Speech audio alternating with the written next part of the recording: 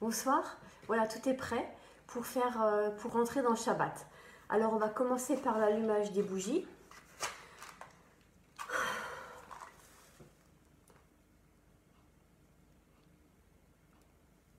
Voilà.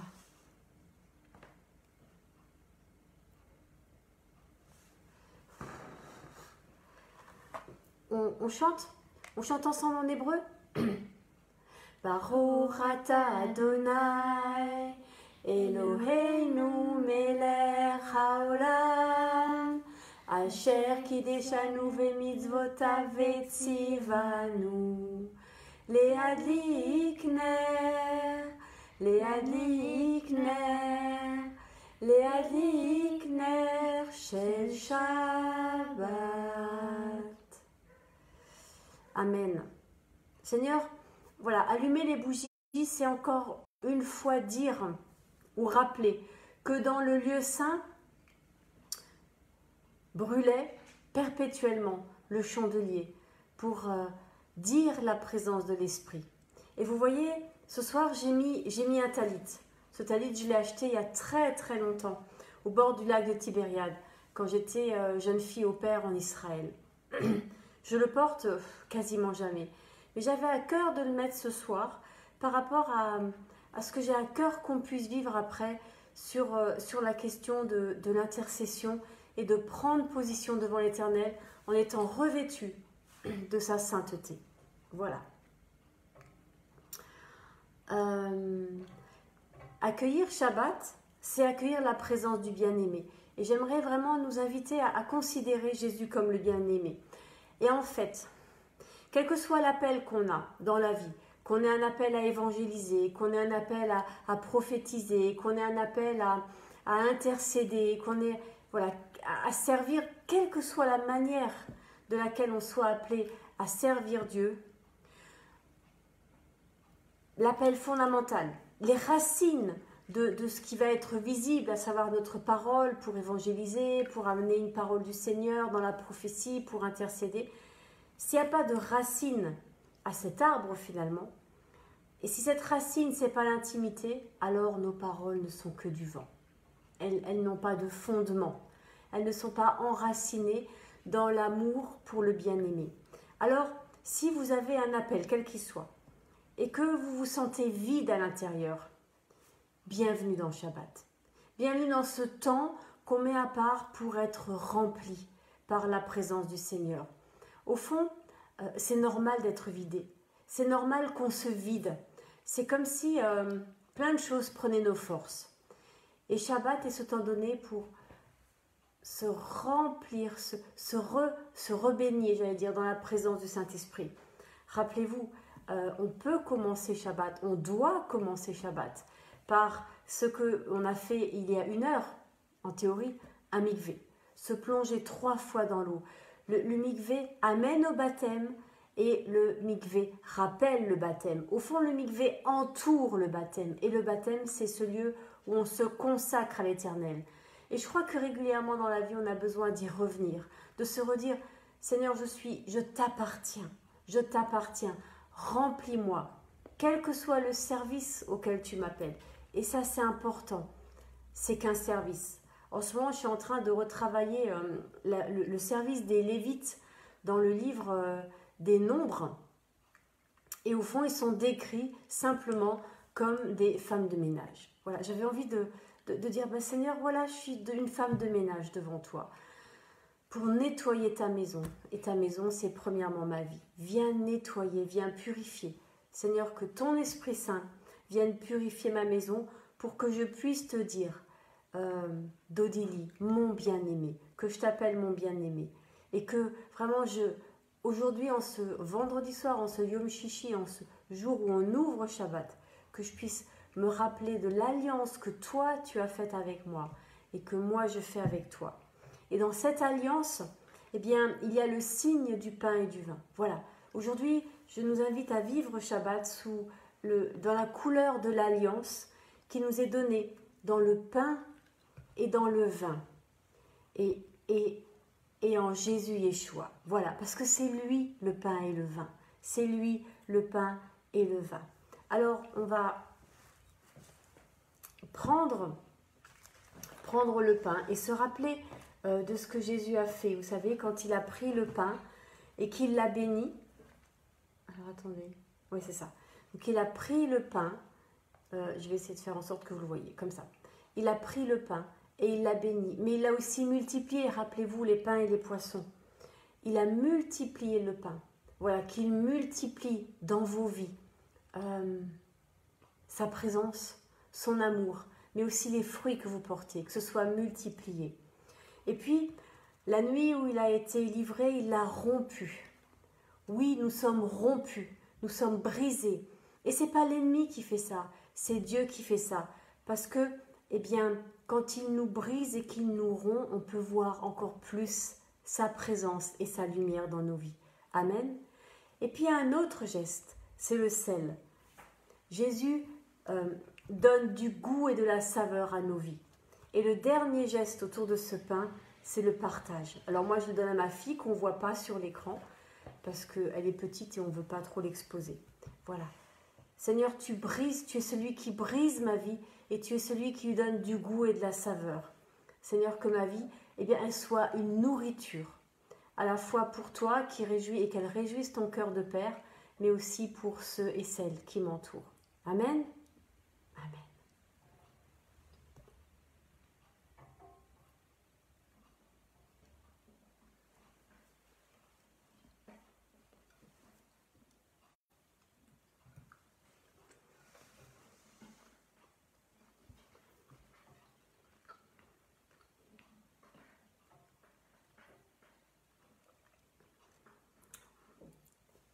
Jésus à la fin du repas.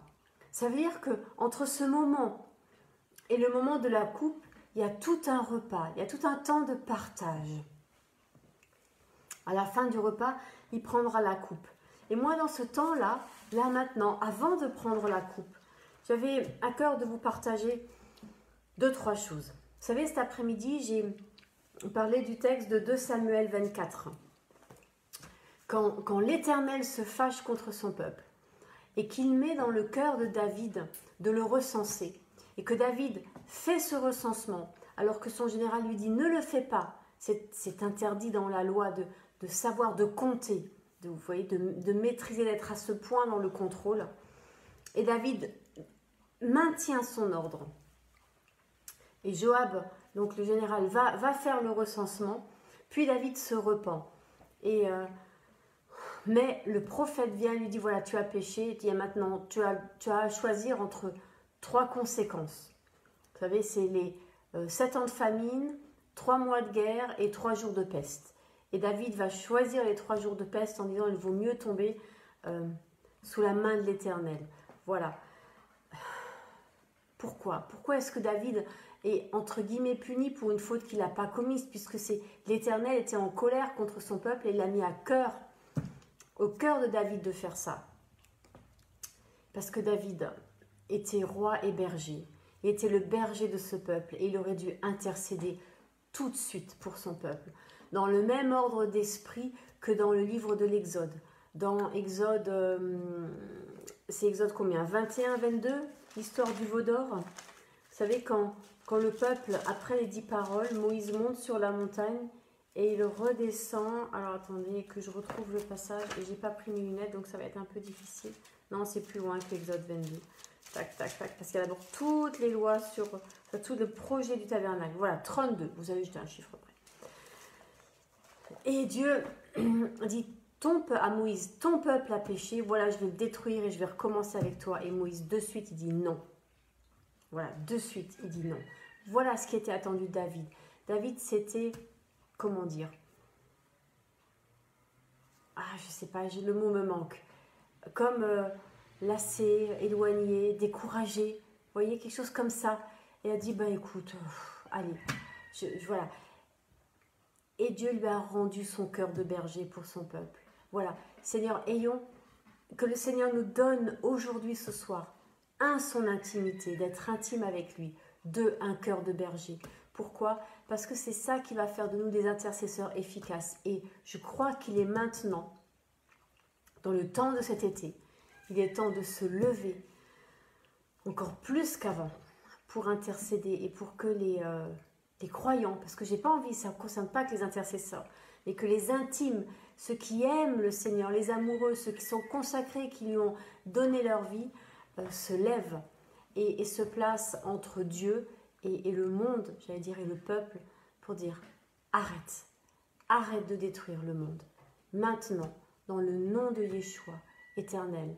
Et je voudrais vraiment nous inviter à faire ce geste. Et c'est pour ça que j'ai mis mon talit, pour dire, Seigneur, mais on vient devant toi, recouvert par ta sainteté, pour te dire, stop. Vous entendez que partout, un peu ça reprend le Covid, l'inquiétude continue de monter, les gens sont nerveux, sont agressifs. Je vais encore avoir un coup de fil, mais 5 minutes avant de commencer, où quelqu'un me partageait ce qu'elle venait de vivre sur l'agressivité des gens. Il faut que ça s'arrête. Je vous invite à vous lever. Voilà, ça fait un peu bizarre, je sais, avec la vidéo, mais voilà. Seigneur, nous voulons vraiment nous tenir devant toi, debout et te prier comme Moïse et te réclamer, de te rappeler qui tu es. Fais grâce. Réclamer de te rappeler qui tu es, ça ne veut rien dire, je vous l'accorde. Mais rappelle-toi qui tu es. Nous ne te demandons pas de le faire à cause de nous, de nos mérites ou de quoi que ce soit d'autre, mais à cause de ton nom éternel. Arrête. Arrête. Et que cette épidémie maintenant s'arrête. Et que vienne un temps où l'humain plie le genou devant toi. Nous te demandons cette grâce. Et nous venons devant toi, recouverts par le sang de Jésus. Fais grâce à ce monde. Maintenant, dans le nom de Jésus Yeshua, arrête cette épidémie. Arrête de grâce à cause de ton nom. À cause de ton nom. Revêt-nous de ta sainteté. Revêt-nous de tes paroles, oui, d'autorité, de justice, d'amour, de grâce, de bonté, pour que ce monde reconnaisse qui tu es au travers de nos mains, de nos bouches, de nos cœurs et de nos vies données. Fais grâce éternelle, à cause de qui tu es. Amen. Ce soir, ce vin que nous buvons, j'aimerais qu'il soit, comment dire, le vin de la joie, et puis aussi qu'il soit le signe de la collaboration entre l'Éternel et nous, le signe du sang de Jésus et dans lequel nous pouvons nous bénir.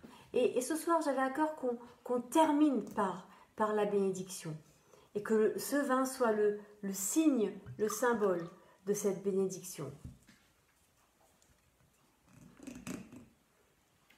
Voilà, cette coupe, qui est la dernière coupe que Jésus a levée ce soir-là, c'est la coupe qui annonce les temps nouveaux. C'est la coupe qui annonce sa présence et son règne. Alors ce soir, encore, allez, avec tous les Juifs qui le font depuis plus de 2000 ans, Seigneur, viens maintenant. Viens changer nos cœurs de pierre en cœurs de chair. Viens réconcilier les pères avec les fils. Viens mettre des justes relations entre les uns et les autres, mais entre toi et nous. Seigneur, ramène-nous dans ta présence, dans l'intimité de qui tu es, et fais-nous la grâce de vivre la sainteté de ton nom et de ta présence. Dans le nom de Jésus Yeshua. Amen.